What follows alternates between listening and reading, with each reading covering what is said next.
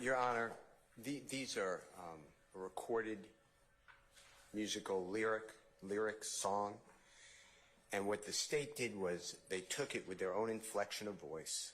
They stressed certain phrases, or mostly curse words, and yelled, my word, yelled at the witness, are these the songs, are these the words? A song, this is not a confession. This is not a statement to a detective. These are protected speech unless, deemed otherwise. And under the rule of completeness, the reason I want to play them is to show the jurors that this wasn't a yell like Miss Love did, and that's my word, and that the phrases were skipped. There were lyrics that are skipped, and my colleagues from Law and Crime, if you would accept that, they have the actual, what I believe the actual voice of Miss Love and the order of how she asked the lyrics. She did not ask all the lyrics of the song. And my understanding is that she transposed some of the lyrics before other lyrics.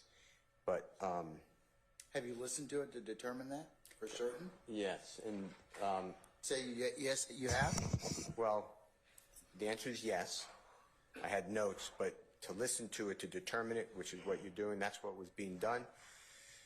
The Honorable Mr. Kokomo, the Honorable Ms. Westmoreland, and the Honorable Mr. Short are doing it now. And if I misstated it, they tell me, but that's what I believe to be true. And if I'm wrong, am I correct? Yeah, I'm just going to throw another. I asked this question before, okay? And you need to answer this. I think you all need to answer this. It would appear to the court that whatever song is released or filed with whatever the Recording Academy or it's indexed or submitted for intellectual property would be the true, and there are different versions as I mentioned early a couple days ago. It also depends upon what version was played, because artists sometimes release regular version, extended version, snippets, whatever else. So we got to figure out to begin with which version you're talking about. Okay. So the versions, my belief is the version that the state wanted, which was States 40, which was the album cover and then the song being played, if you could recall. Those are going to be the identical lyrics that Mr. Williams did in. How do we know that? I listened to both. But you all don't. You can't tell me with specificity whether or not that is truly the released song or if it's some other release for YouTube. See, I look at it differently. I look at it like I try to bring the pure evidence. I have Mr. Williams live on recording singing that song. It can't get more pure than that. What happens, and the court may know this and just say I understand. Once an artist, in this case Mr. Williams, does a song in a studio, other people then get involved. They can actually change. Sure. Okay. So I took the most pure statement, if it is a statement. And that's what I wanted to show. Also, the words are clear. Mr. Williams is singing clearly for the jury. That's the whole point. Miss Love was asking about lyrics, asking about words. So what is your issue as to the rule of completeness?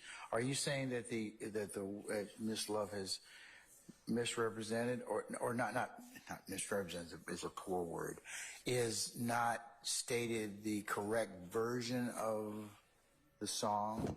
I think I'm saying three things. First of all, she stressed certain words that were not stressed by the statement. What does that have to do with anything? Because that's her license as counsel. It's my license as counsel to put in the correct. If somebody. But that's for you to examine, okay? And that's certainly so. But the rule of completeness doesn't cover that. Yes, I think it does, because Have you got any case law to that effect? Yeah, I think that it's out of context. She left out. Also, when I say she, I apologize. Miss Love left out. I taught my son how to stack that SHI blank to the ceiling.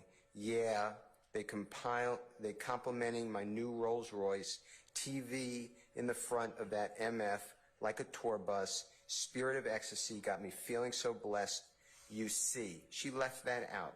She also put, she skipped, same reason you're fine AS blank, ain't never wore a thong. And she left out, I just hope you find another life, won't pick you up if you ever fall, right? Ain't no more reminiscing, ain't no more judging, no intuition. Tell me why I'm living, tell me why I'm remaining here. I was smoking Scotty, but not Pippin. I taught my son how to stack that SHI to the ceiling. And when you look at this in context, and I understand everyone has their own interpretation of art, but Mr. Williams is teaching. That's the name of the song, is Droppin Jewels, as you may remember, that's an expression. It means giving wisdom. And he's teaching whomever, the audience, some people would say his children, that this is a tough life. And you need to watch yourself. And if you live long enough, you may be in a situation you're going to have to defend yourself. And it goes through all these statements of there are problems in the world. Okay, and this love. Okay, I'm sorry. Go ahead. Go ahead. Miss Love, what? No, I apologize. No, go ahead. Miss Love, Love, attacked the person. Well, what's truly humble and guard about this statement? And it was her vocal inflection. She should have played the song if she really wanted to. It's the state's case to present the way they see fit. But then I have a case to present too. Okay, and I understand that, Mr. Steele. You're Mr. Williams' advocate. I understand that. I believe that the correct thing for the court to do for the rule of completeness would be to admit the stanzas or verses that were not mentioned by Ms. Love. Since we didn't play a video, you can certainly add or introduce those particular statements.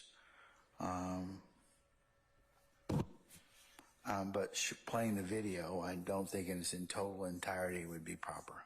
Okay, and I understand that's your thought or maybe your ruling, but I will take respectfully objection to it because I want it to come out as an entire song. This is not a statement to a detective. The song is not just words. It's a composition. It's a melody, and it's the inflection. And that's really what bothered me the most. I know it may bother you, but that's her examination as counsel. It'd be like the same thing. All of us have different pitches and timbres to our voices. It'd be the same thing. It's her trying to emphasize her case, and I think that she's entitled to do that. It doesn't then, as a result, cause the song or whatever to be played as a result of that. You can certainly, certainly there are other things you could potentially do should you choose to do so to